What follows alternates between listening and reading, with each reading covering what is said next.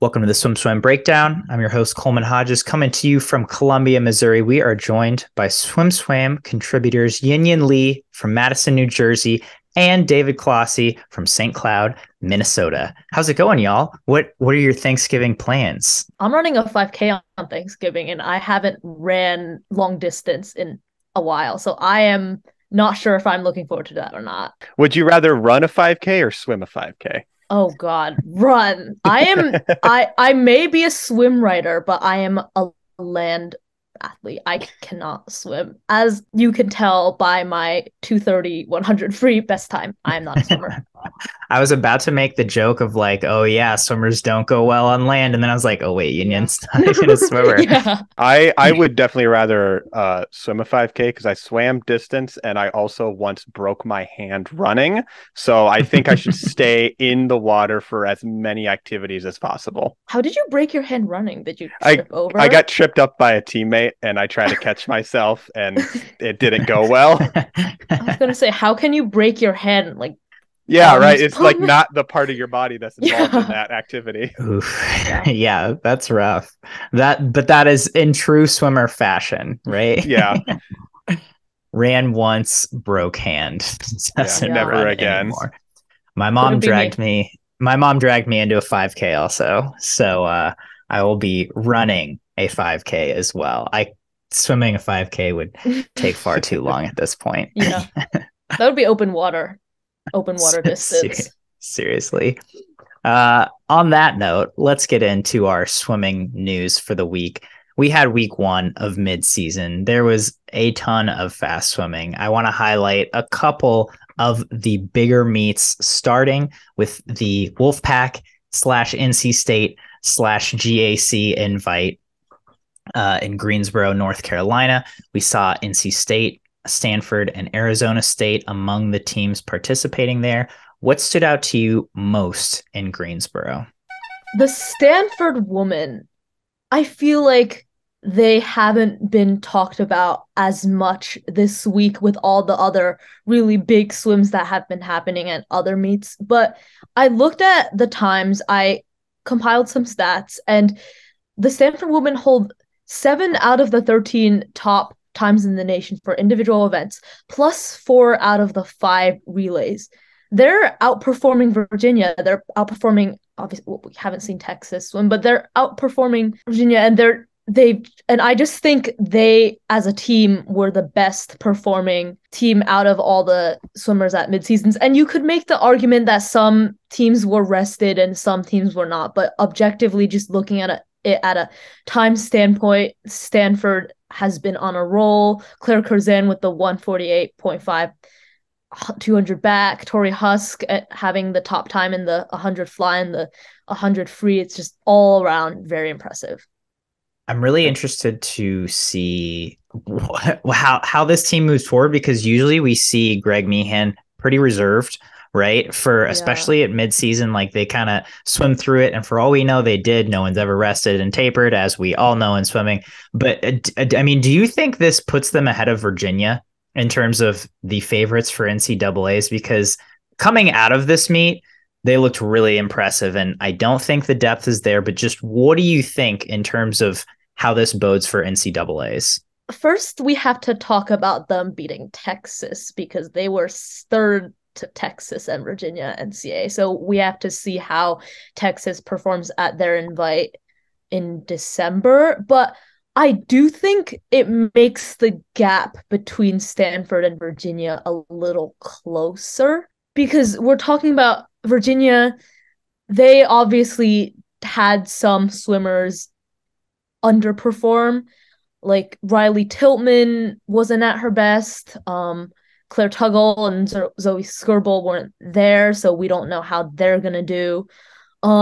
There's definitely a lot of variables, but I do think it makes the meet a little closer, but obviously we can't tell. But I also want to point out that Stanford's best breaststroker, and breaststroke is their weak point, Ali Rab, she was not there at the meet, and they still did really well consider without her. And they've been using Samantha Tatter on their medley relays, and she split 28-0 and 100, which is obviously at an NCAA level, that's not going to be good enough. So they have to fix that gaping hole, but we already knew that. But I do think Virginia still has more depth than Stanford, and I think they're still the favorites, but this definitely makes you think.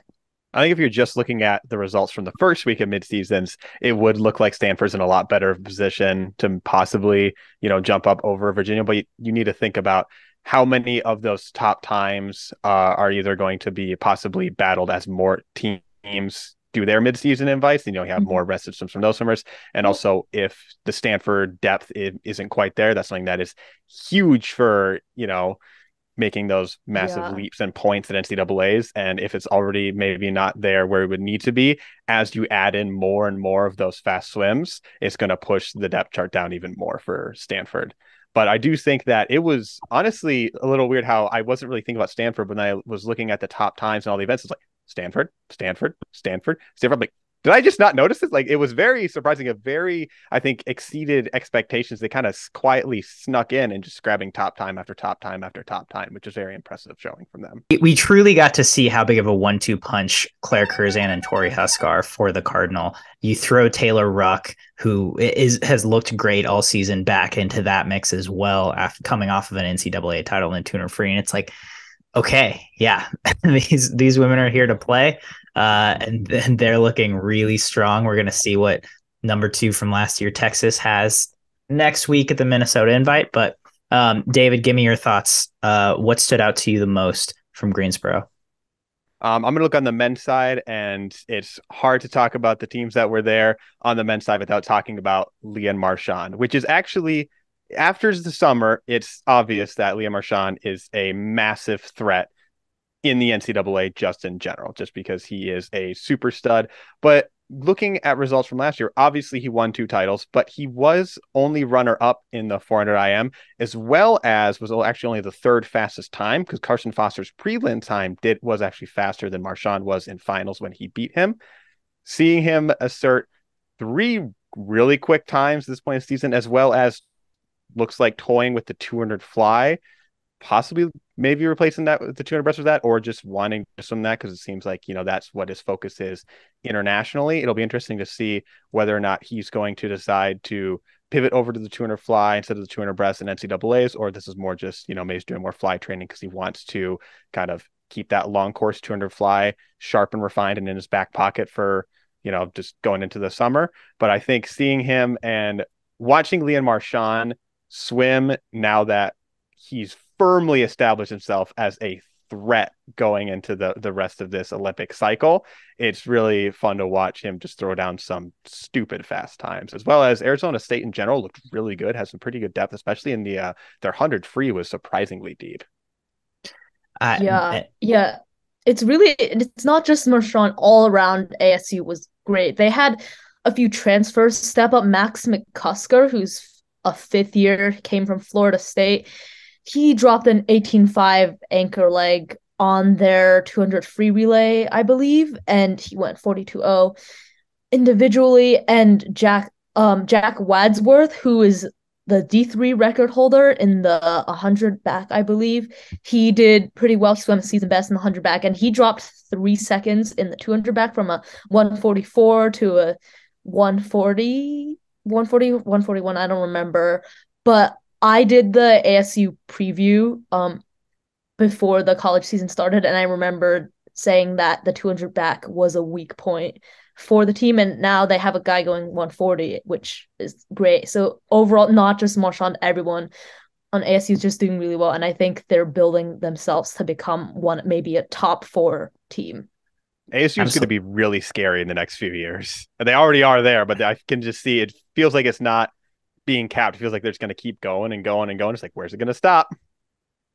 Yeah, I mean, with Marchand having a couple more years, I mean, Cody Bybee a 5th year, Grant House a 5th year, both having really solid swims. Jack Dolan's winning events. You see like all of these guys really stepping up for ASU in every single event. Patrick Salmon 42-400 free.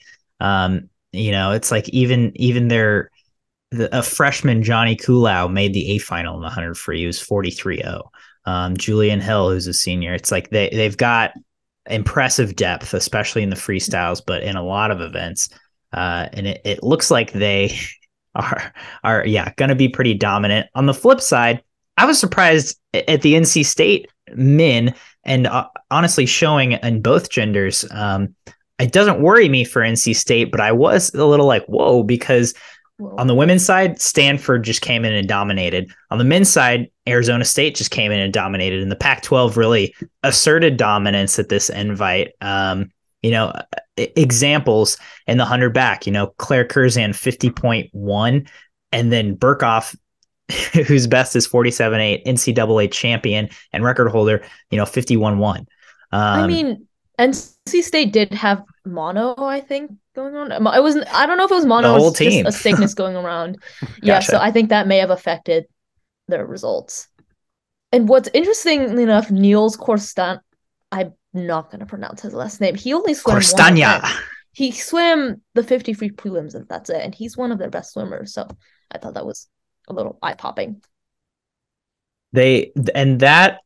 Again, it's important context to have, because you could tell something was up, and my assumption from looking at results was like they must not have rested that much, so maybe they were sick.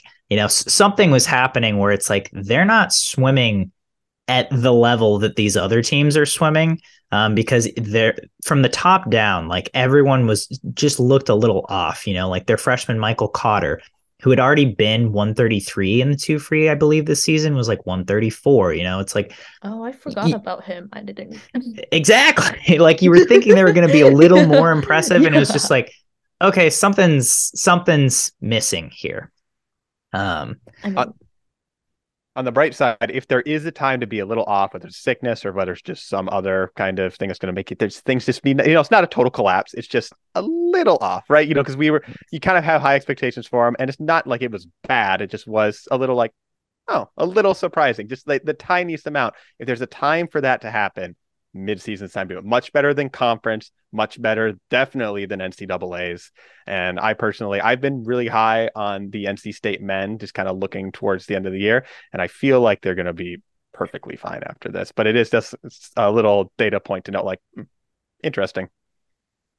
Agreed. But similarly to the Stanford women kind of catching or bridging that gap to the Virginia women, this meet really bridged that gap for me from the ASU men to the NC State men, because they not only showed that they have top tier talent, but they showed their depth too. I mean, all their guys really seem to be firing. Okay. When David brings up the point on how it's best to underperform at mid-seasons and not NCAAs or conferences, that goes for the ASU men as well, because last year they had a lot of their swimmers swim best times at Pac-12s and then add a lot at NCAAs, where they could have scored a lot more points if everyone was at their best at NCAAs. And that applies for them too. Like, they were amazing at mid-seasons, but they need to continue that momentum into conferences, into NCAAs. It can't just stop there. Maybe they're pulling the old Arizona methodology of go all in for mid-season, swim through conference, and then massive taper at NC. So we'll see what Bowman has up his sleeve. Let's move on to the Tennessee invite, where we saw Virginia, we saw Tennessee. Lots of impressive swims from those two teams, among others. What stood out to you the most from Knoxville?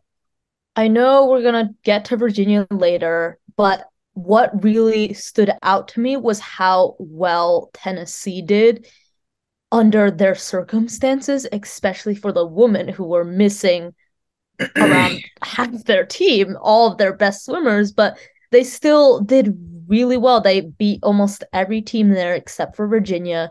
Josephine Fuller had an amazing meet. She dropped 2 seconds in the 200 IM. She went 155 low, and then she went 150.1 in the 200 back. That's second in the nation, only behind Claire Curzan. And they had a bunch of their other swimmers step up as well. Brooklyn Douthright in 143.6 in the 200 free. Mona McSherry had great swims, and I'm just really impressed as to how they really showed out even when a lot of their team was missing. And I know having a lot of your team not be there can affect the team culture. It can affect a team's mentality and their performance, but under their circumstances, they did really well, and I was really impressed. And obviously with the men, Jordan Crooks, Gui Caribe, the Tennessee sprinter duo, and they also were just great all around as well. Landon Driggers, a D2 transfer, dropped a lot of time and he went 3:41 in the 400 IM. There was Nick Simons. He didn't win anything individually, but he swam the fastest 200 back time out of the C final and one of the fastest 100 back times off their B relay. And just overall, they really impressed me at this meet as the host team. And I know we didn't talk about Virginia that much. I'm gonna pivot into Virginia a bit because that's whenever Virginia's in the water, that's immediately the elephant in the room, right? We're gonna need to talk about. People get mad when we talk about Virginia too much, but like, come on, what else are we gonna you have to? I think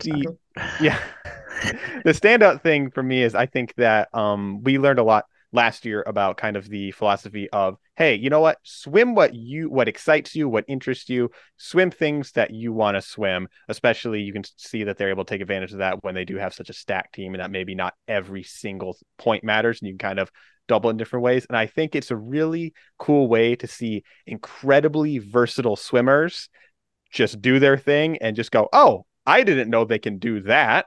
Like Alex Walsh in the 500 free shows that that's yet another event that if she wanted to, she could just go in a final in. It's also really interesting to see, Kate Douglas and Gretchen Walsh going personal best in the 200 breast and 50 free. Those are some pretty big swims for this point in the season, even though obviously mid-season swimming to prepare for. Still seeing personal bests of that caliber, of that extra echelon of speed is really interesting. I also do think that Tennessee on both men and women look good all around. They were showing on the Tennessee men's side a bit more depth than I was expecting.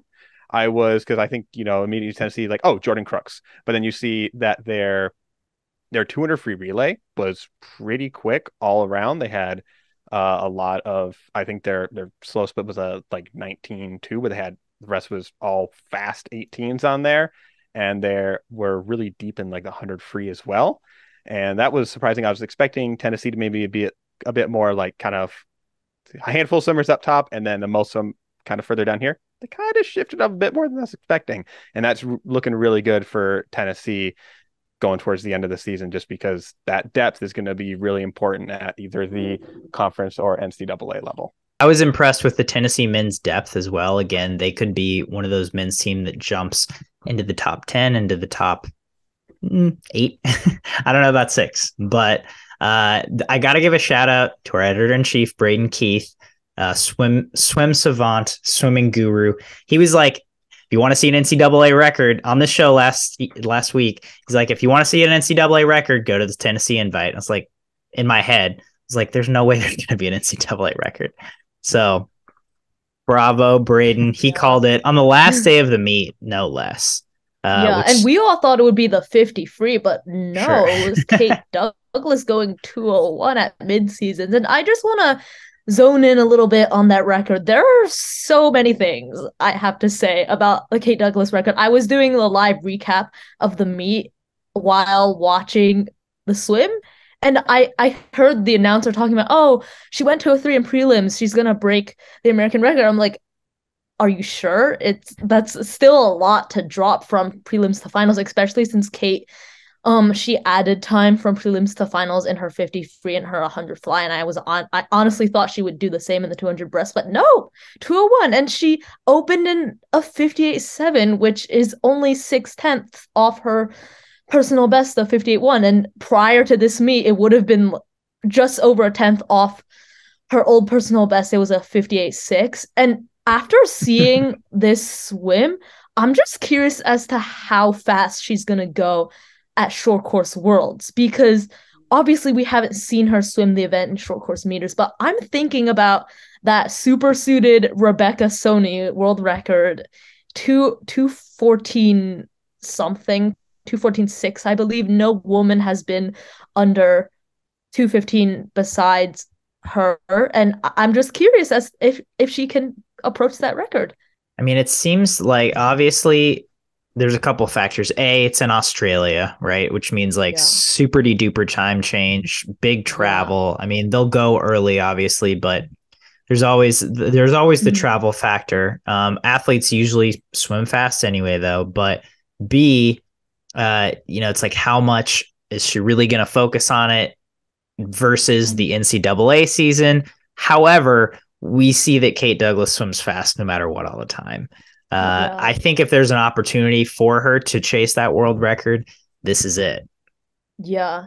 I mean, NCAAs is only 3 months. It's over 3 months away. So I think she has time to focus on both Stroke Course Worlds and NCAAs.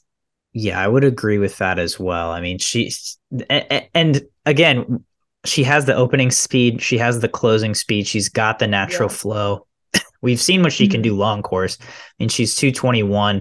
Sony was 219 for context, and she was 214 in short course. But I think Kate Douglas is just rising and rising, and I would not be surprised if she got it.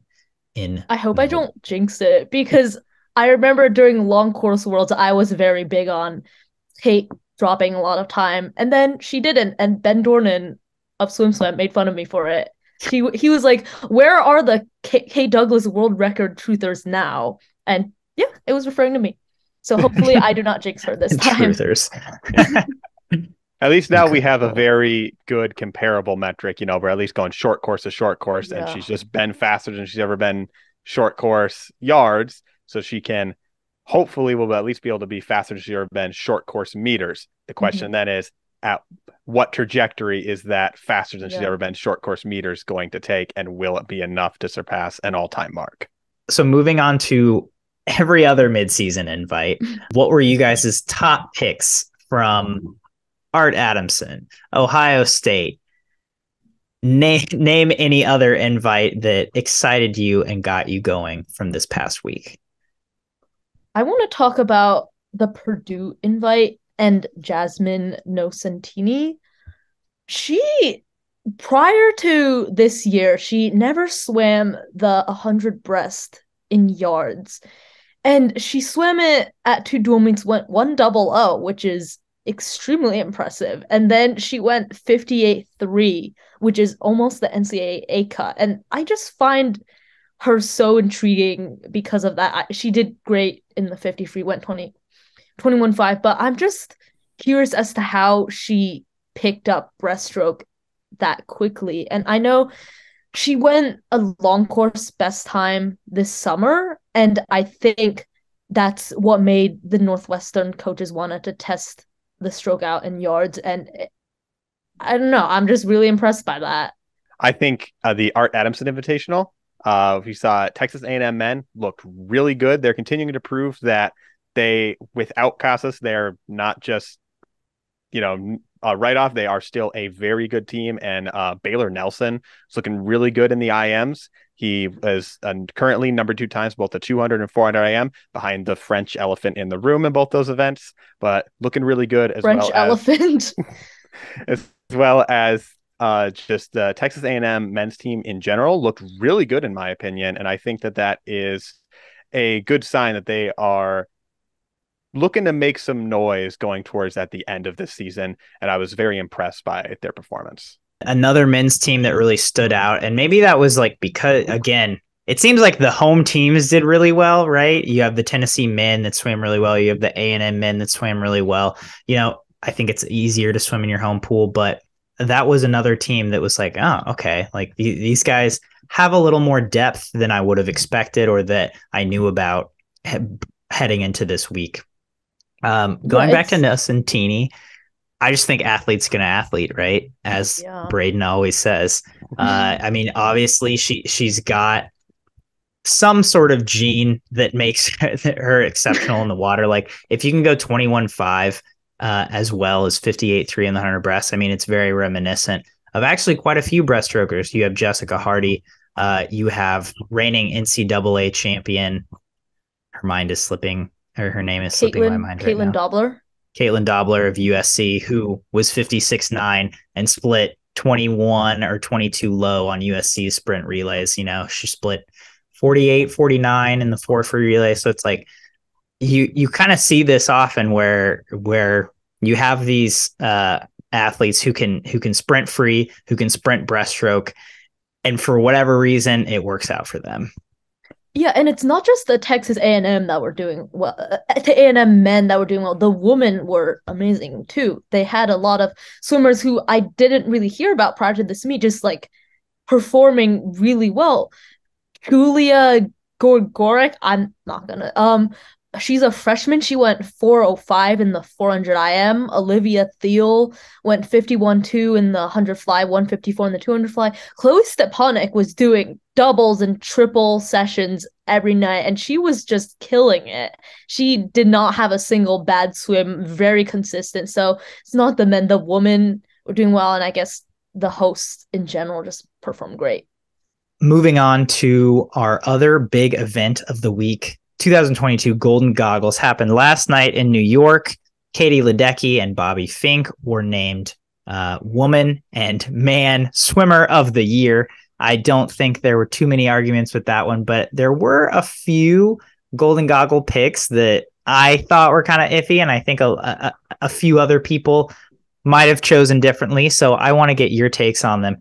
First up on this list, Female Swim of the Year went to Katie Ledecky in the 800 free. Yay or nay? So I'm going to use last year's Golden Goggles as a precedent. It was Lydia Jacoby's 100 breast versus Katie Ledecky's 800 free and 1500 free. And the common consensus was that Lydia's win was the race of the year because it was more unexpected, whereas everyone expected Katie Ledecky to win the 800 and 1500. And I think that applies this year as well, where Katie Ledecky was always going to be the favorite in the 800, and her time was great. It was fastest in a while, but still, it's just your daily Katie Ledecky dominating everyone else. Whereas I think two other races that were a little more surprising to me were Tori Husk's 100 fly and Alex Walsh's 200 IM. Particularly Alex Walsh's 200 IM. We haven't seen a woman not named Katinka Hozu go that fast since 2016, and she dropped a lot of time from trials. She went 2:07.1, and it was just a dominant swim, and we weren't expecting her to be that dominant. I remember prior to the World Championships, there was a lot of debate on whether Alex Walsh or Kaylee McEwen would win the 200 IM, and Alex just blew her out of the water. So I think that should have been the race of the year. I actually do agree with the Katie Ledecky 800 free pick because, yes, it wasn't the most surprising, but it is the race of the year, not most surprising race of the year. Well, it does make sense to sometimes pick that, especially with like a Lydia Jacoby from the Olympics. However, I think the reason why Katie Ledecky's 800 free puts it over the top for me is because it continues to showcase her historical dominance. Because the fact that we look at it and go, oh, of course she's going to win. To do that this is her 5th straight world title in that event. To do that for, I mean, not 5 years straight, but at least a handful of her career, be like, oh, well, she's going to win. Everyone else is racing for a silver medal. To do it for that long is very impressive, and also just pretty, poetic to be all right. 5th straight. Also, her being within 4 seconds of her 2016 world record at this point, especially after 1 year after a coaching change, that shows some good things that, Ledecky's probably going to continue to be in that realm for at least a little bit. I don't see her going anywhere anytime soon. I just think the fact that we can't necessarily take for granted that Ledecky is always going to go and win by, this was a win by over 10 seconds every single year, just because we're used to her doing it. It doesn't necessarily take away from the impressiveness of her swims. And I think the fact that 5 in a row, that's got to be recognized in at least some capacity. But the other examples that you're pointing to, those are also great contenders. And I do think maybe it wasn't necessarily the race for what would have won race of the year was a lot closer than the actual 800 free race was. I have to go with Tori Husk's 100 fly for this one because historically, I mean, fifth world title in a row for Katie Ledecky. Like, that is a big deal. But historically, it seems like USA Swimming or Golden Goggles is weighted more on American records, right? Tori Husk is the only one in that pack that broke an American record. 55-600 fly. She won by half a second in 100, but also in a race that came down to like a fingernail touch the year prior. So whereas you saw multiple women going 55, 6, 7, 8, she was the only one who went 55, 6. Everyone else was 56 plus. I mean, Maggie McNeil wasn't there. Emma McKean wasn't there. Jane Yufei was off. Ariane Titmus wasn't there. Okay, but Titmus doesn't Katie Ledecky. I mean, come on. Yeah, okay, but do you really think Titmus would beat Ledecky in an 800 free right now? I don't think so. That is not equivalent. But do I think Maggie McNeil would beat Tori Husk in a 100 fly right now? I do not. My point is, Husk broke an American record. And to me, for Golden Goggles, that puts her over the top. It's funny because I remember after Worlds when I was ranking the top 15 women swimmers, and I put Tori Husk over Molly O'Callaghan, and I said the reason why I did that was because historically Tori Husk's swims were closer to the top, and all the Aussies came after me and got mad about that. So yeah, I just thought that was a connection. Tori Husk's swim was the only one of those three to break SwimSwam. Precisely. And there should be a special award for that. If that isn't a metric taken into account for Golden Goggles, shame on you, voters. Which swim pissed off the most SwimSwam commenters? Seriously. Okay, moving on. Next, Golden Goggles that I don't know about. Relay performance of the year went to the women's 800 free relay. What do you think? Yay or nay?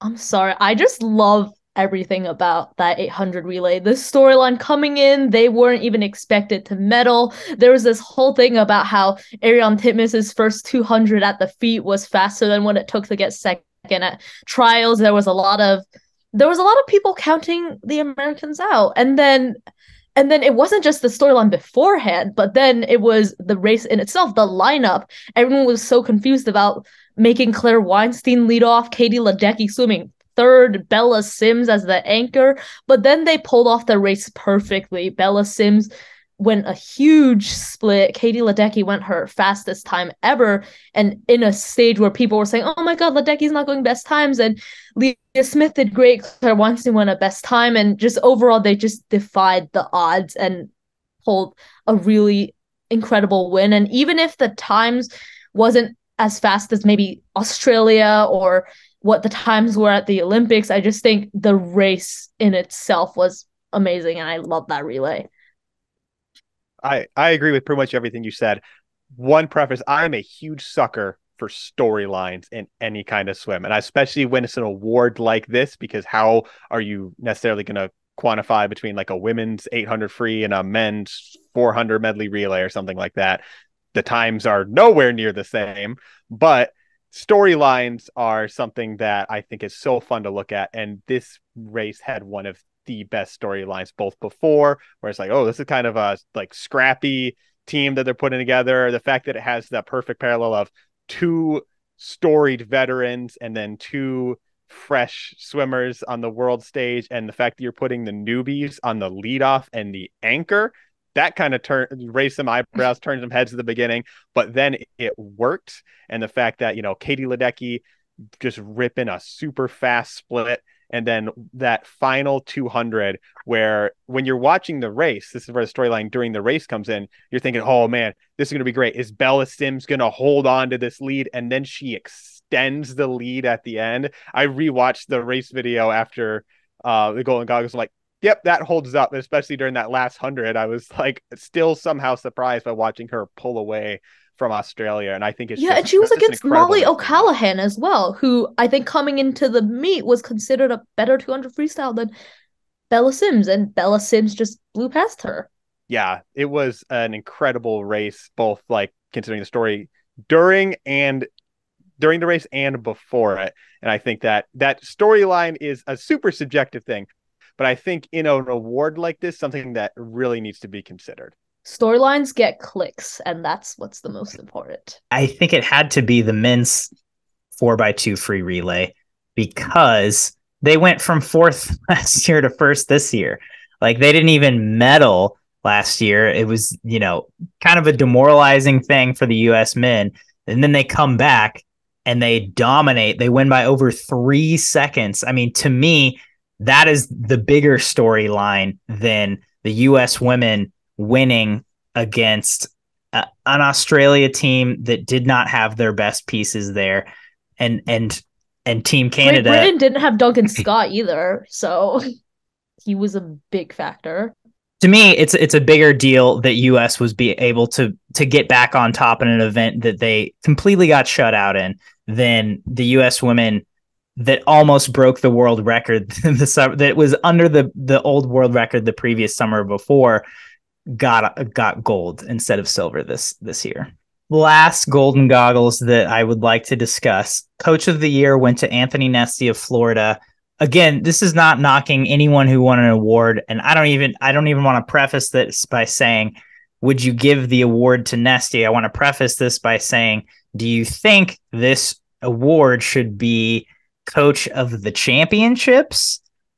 Because obviously Anthony Nesty produced the most gold medals, the most medals of the athletes that train at Florida, where he is the head coach at the World Championships.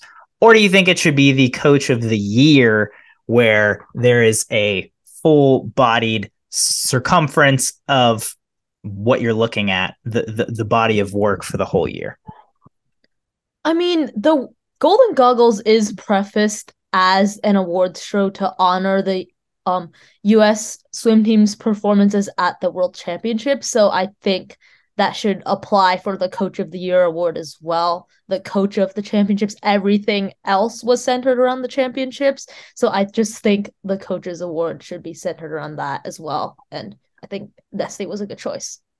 Yeah, I agree, both because of the fact that the overall show, Golden Goggles, is supposed to be honoring the previous, top premier competition from the previous year, but as well as the fact that you kind of do need to pare it down to just the one meet when you're looking at something this broad, because it can be really hard to try and compare between different meets, entirely different formats, because if you're going to have, say, an NCAA coach that's doing incredible things one year, like their, men and women's team are both doing really good. It's like, well, how do you compare an amount of NCAA titles to amount of world championship medals? There's not like a mathematical conversion that like a world championship gold medal is worth 3.5 NCAA titles or anything like that. I think you kind of, just for the sake of just your sanity, kind of trying to compare them, you kind of need to focus it all on the same meet and how those performances, how those swimmers are performing. And I do believe that as well. Just Golden Goggles as a whole, you can tell everything is geared towards the World Championships. And so I think just for the sake of consistency as well, it makes the most sense to have it be the Coach of the Championships. Does the name maybe need to be changed to stop the amount of arguing that can happen about it? That could also possibly help. I'm going for that name change because I will argue about it. Because Coach of the Year to me was Ron Aitken, because he's developing 3 Olympians plus all of his other. But right, he's 3 Olympians last year, 3 World Championship medalists this year, all in high school. Right, a freshman, a junior, and a senior. While Anthony Nesty, obviously a great coach, but all of his athletes won a ton of medals last year, right? It's like, I don't think anyone was surprised by any of his athletes winning the medals that they did. And this is probably the same thing as the Katie Ledecky effect, right? Where it's like, well, you're counting the medals. But to me, Ron Aitken took 2 girls who qualified for the Olympics last year and boosted them to world champion as well as 2-time silver medalist. Like the development that goes into that is worthy of Coach of the Year in my eyes. Whereas obviously Nesty won the most medals. He should get Coach of the World Championships. But if we're going to call it Coach of the Year, give it to the coach of the year. Golden Goggles, these are our critiques. Take them as you will. These were the two big events of our week in the swimming sphere. So let's get down to our favorite game, sink or swim. First up today on Sink or Swim, Carson Foster dropped a spicy 409 500 free in practice at the University of Texas. Hasn't even swum his midseason meet yet. So this begs the question, should, not will he, but should Carson Foster swim the 500 free at NCAAs? I think he should. Looking at the results for the 200 IM and the 500 free, NCAAs, Texas, I think is equally crowded in both events. They have Jake Foster and Casper Corbeau, Braden Vines in the 200 IM, and then they have Luke Hobson, David Johnston, maybe Alec and Enier, the freshman, in the 500 free. So I think from a scoring perspective, it doesn't have too much of an effect, but I do think Carson has a better shot at an NCAA title in the 500 free, because his best time in the 200 IM is a 140.1, and I think it's common consensus that he's a little bit better at the 200 IM long course than short course. And in the 200 IM, Leon Marchand is the clear favorite. We saw how he asserted his dominance this weekend, and I just don't see anyone beating him in that event, whereas the 500 free, I think, is a little more open.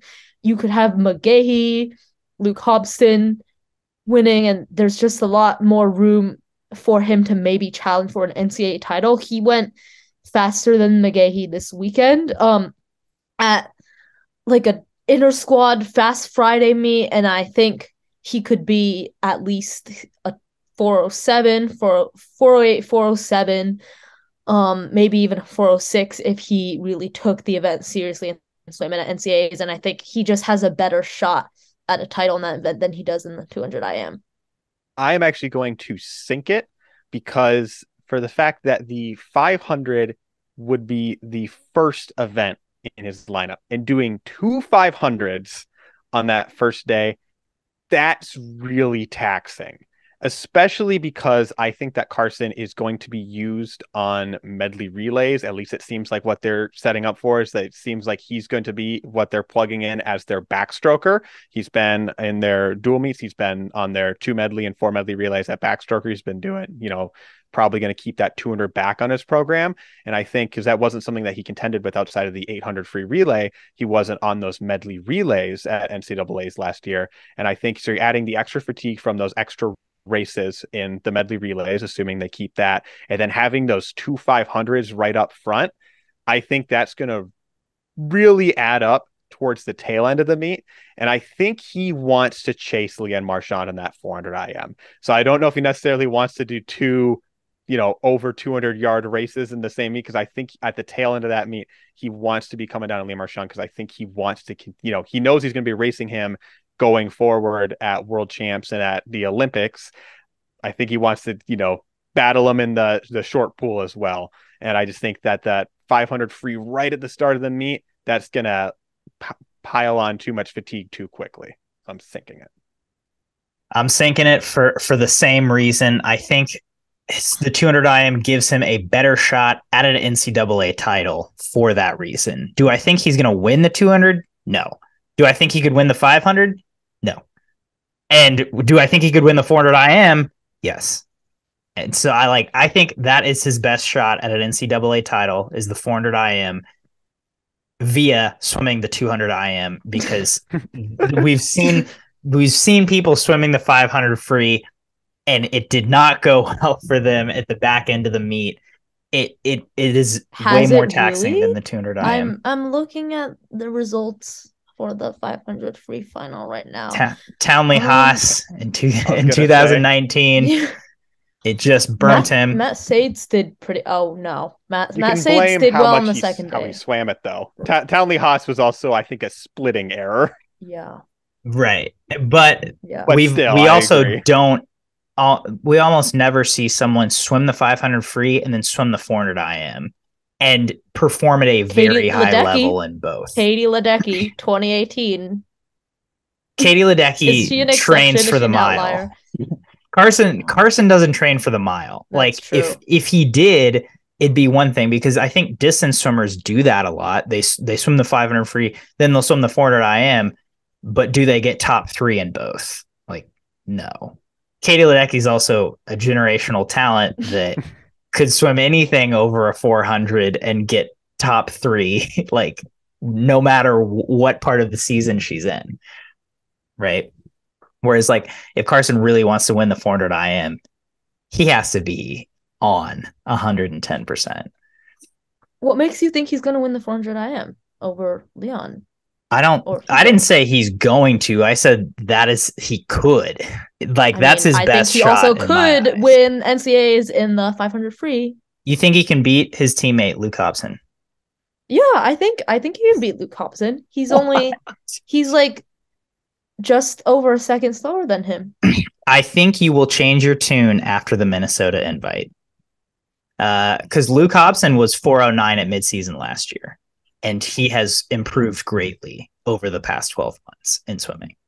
Okay, well, Carson Foster's technically 409 at midseasons, and he hasn't even swam his midseason meet. Right. That's what I'm saying. Is like Carson Foster's 409 right now. I think Luke Hobson will be 408 at least right now after the Minnesota invite. Yeah, indicating I think Luke Hobson's going to go fast. That I don't think Luke's going to lose to Carson in a 500 free. Next up, Maggie McNeil helped LSU qualify their 200 free relay for NCAAs. So the next stepping stone for this LSU women's progression, can Maggie McNeil propel this 200 free relay to score at the women's NCAAs in March? The 200 free relay that qualified for NCAAs, their time was a 1:27.6. It took a 1:28.5 to finish 16th. They're about a second ahead of that. And assuming they don't peak at SECs and completely fall apart for NCAAs, I think they can definitely make it in at least the 200 free relay, because that's where one leg can completely change the trajectory of an entire team the most. And it's not just McNeil. They had Michaela de Villiers anchor in a 22.0. That's almost a 21 split. Peyton Curry, Brooks Curry's sister, went 22.3. So it's like all 4 legs are good all around. It's not just McNeil, and I think they have what it takes. I'm also going to swim it. I think that McNeil is truly elevating that relay, especially looking at they were 126.6, as you said, at midseason. That currently ranks them at 7th in the country this year. Last year, they were 130.0 at SECs and 137 at midseason. So even if they have a comparable drop from midseason to SECs, that's going to drop them into the high, low 126s, high 125s. I think that'll be enough to lift them up into the scoring position, even if other teams are going to improve, because we can't assume that, the 128.5 mark is going to be the same for 16th place this year. But I think there should be in the realm where even with other teams, even with that bubble getting faster and faster as it likes to do, I think they're still going to be within scoring range in that 200 free relay. Yeah, and 1 second is a lot of wiggle room. A lot of wiggle room especially for a 200 free relay, right? But yeah, I'm swimming this as well. Maggie McNeil is just on a different level this season. She's going historic swims left and right, dual meets, mid-season meets. I think this will continue at NCAA meets. She might be the first woman to split 19. Who's to say? At this rate, I'm not putting it past her. But as you said, as Coach Bishop said, after this relay qualified, she's obviously not only elevating herself, but the rest of the team. It looks like they have a strong start in this relay, and I think they can get top 16 easily. We're going to play over under. We wrote an article about historically how many sub 145 200 long course freestyles we've seen on the men's side year by year. In the Olympic year, it was 8. Last year, it was 3, the Olympic year being 2021. This year in the 2023 season, over under 5.5 men will get under 145 in 2023. Okay, so I was listing out men that I think can go sub 145 this year, and I had Popovich, Hwang Sun-woo, Tom Dean, Duncan Scott, and Drew Kibler. And I'm saying, is over means more or under means more? Over means more. Okay.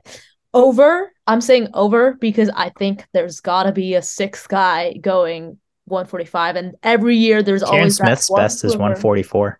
Yeah. I think Kieran Smith could maybe go 144. Lucas Martins. Yeah, I just don't. I just think there's five. I have five clear-cut picks, and I think there's got to be a sixth person. I I may not know agree. who, but there will be.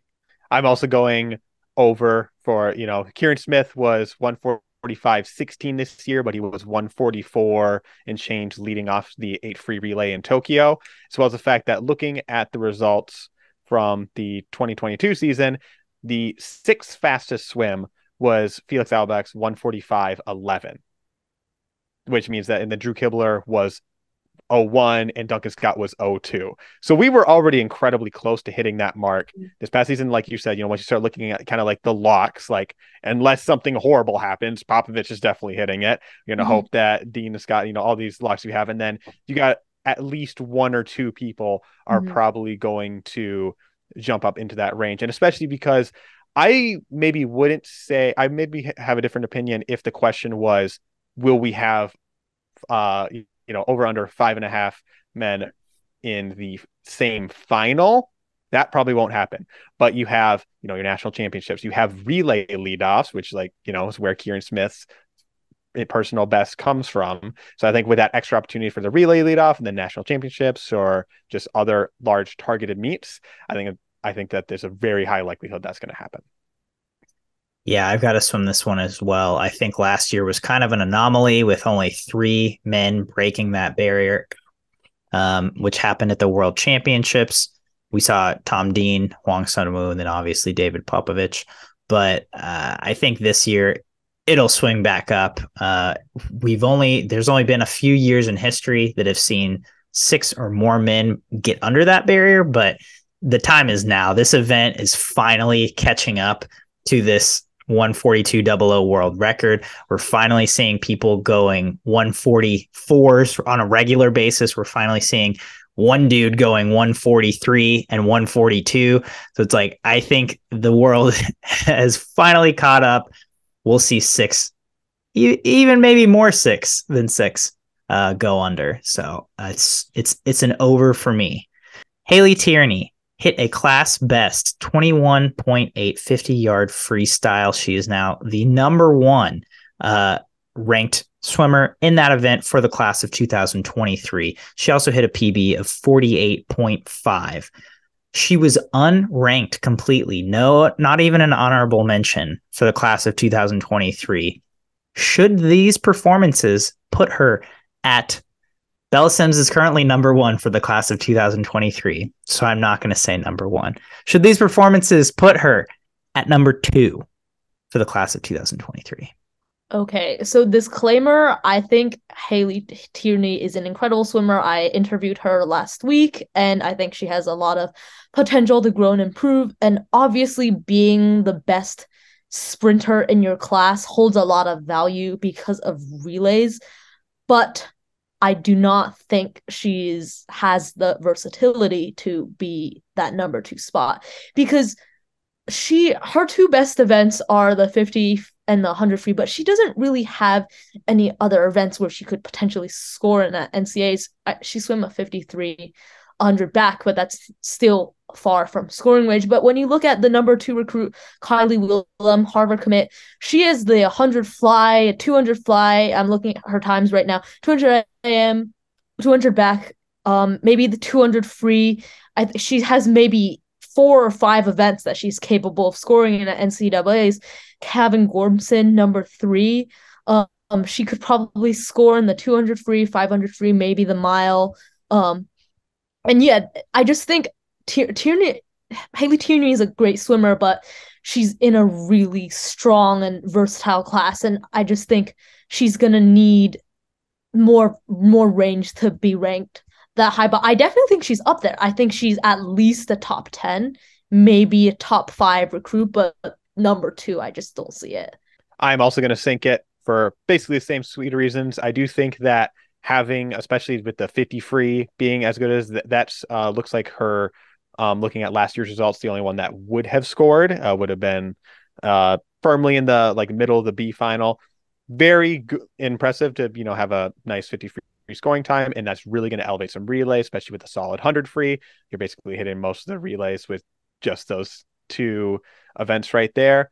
But I don't think it's quite enough to contest with the people that would be jockeying for that number 2 spot behind Sims in terms of having multiple NCAA individual scoring opportunities, at least right now. Easily in the top 10, argument to be made for the top 5, not quite number 2, at least yet. If a third event comes around, or if the 1500 free, if she just stays a sprint freestyler, but she gets to a point where it's like, oh, easy A final. That's also going to be, because I'd rather take a swimmer that's getting 3rd and 4th than a swimmer that's getting 14th, 15th, 13th. And so I don't think she's quite number 2 yet, but a very solid addition and an impressive jump to go from unranked to at least in the conversation for number 2 in the class. I can't do it. Yeah, I have to sink it. She's up there for sure. 21.8. She could never improve and still probably be on Wisconsin relays all 4 years she swam there, right? I mean, she's going to be a huge contributor there. She's number 1 in the class in this. Has to be top 2 or 3 in the 100 free at this point now with the 48.5. Camille Spink is number 1 at 48.1. Yeah, so she's a top tier sprinter, which carries a lot of weight. And she's going to be a huge contributor. And now she has this amazing improvement curve. If we see her continue on this trend, I think she could hop to number 2 by the end of this year. If she goes to Winter Juniors, if she goes to a sectional meet or a championship meet in March, and she, really peacocks out and gets a 3rd or 4th event and a 200 free or 100 back or 100 fly, maybe she's one of those people that does the 100 breast. I don't know. I'm going to predict that she will be number 2 by the end of this year, but I'm sinking it for now. Similarly, our last sink or swim for the day, Kaii Winkler breaks the 15-16 free national age group record with a 42.5. He breaks Caleb Dressel's Florida high school record in the 200 free with a 134.1, and he splits 18 point to top it all off. So this is a little bigger. Should Kaii Winkler, he's currently number 3 in the class of 2024, just behind number 1 Daniel Deal and number 2 Cooper Lucas. Should he be propelled to the number 1 spot in 2024? I'm going to sink this as well, because when you're looking at his best events, the 50 free, 100 free, 200 free, even if he went 42.8, his 50 free and his 100 free are still slower. 50 free and 200 free are still slower than Daniel Deal's times, and Daniel Deal is way more versatile. Like, Daniel Deal is faster than Kaii Winkler in both the 50 and the 200, and that's not even his best event. His best event is obviously the 100 back, and I just don't really see an argument for him being number 1, even if he's a sprinter and even if he did really great. I could see him moving up to number 2, but not number 1. I'm also going to sink it, but I think it's by a hair. I think they're incredibly close, and I've kind of been flip-flopping in my head as I've been thinking about it, just because I do think they are that close. I think the big thing that sets it over the top is because an 18 split is incredibly valuable for relays, and I'd love to see, what his individual 50 free would get to kind of, as we continue to compare with Daniel Deal. As well as I think at a certain point, the versatility isn't super important, because at the end of the day, you can only swim 3 individual events. And I think having a couple of standout events where you're going to score some big points, and especially in, 50-100 distances where you're going to be really helping on relays. The problem is that Daniel Deal is also really good at those relay distances. And as a backstroker, that also means that he's going to, even if, he's at a school that has a really good freestyler where he wouldn't be the medley relay freestyler, he can potentially be a backstroke asset on those medley relays as well. So that's kind of the one thing that you may be thinking of with that 18 relay split is that, it's a really good relay value. Well, there's potentially more relay value as well as a bigger value in that 800 free relay. But I do think it's pretty close because, again, that 18 split is pretty impressive. And especially if he's able to improve that time in the next couple of years, because, he's kind of got that David Popovich build right now. So he might be able to get some somehow even faster sprint shots by the end of the year. I'm swimming it. I can comfortably swim this one. I mean, not comfortable. It is by a hair, but the 42.5 is what really does it for me. The combination of 18.9, so let's say 19.6, 19.7, 50 free flat start, with a 42.5, which would be 41 high from a relay swing. That's a really powerful combination that gets you on A relays in essentially any school in the nation, especially that 41 high. And I think when I look at NCAA rankings, it's about what do you bring to relays unless you're Katie Ledecky, unless you're just completely dominant in your events. And while Daniel Deal does have the versatility, if you're bringing a 134 200 free with that kind of sprint prowess, to me, that is enough. So I'm swimming it. Daniel Deal went 53.2 in long course this summer, and he has yet to race a major short course meet. So we'll see about that. We might be changing our tunes in a couple weeks. Yeah. Hopefully all these guys compete at Winter Juniors and we just get to re-rank the entire class. Yeah. Hopefully. That is our news for the week. Tune in every week to the SwimSwam Breakdown for your week's news in swimming.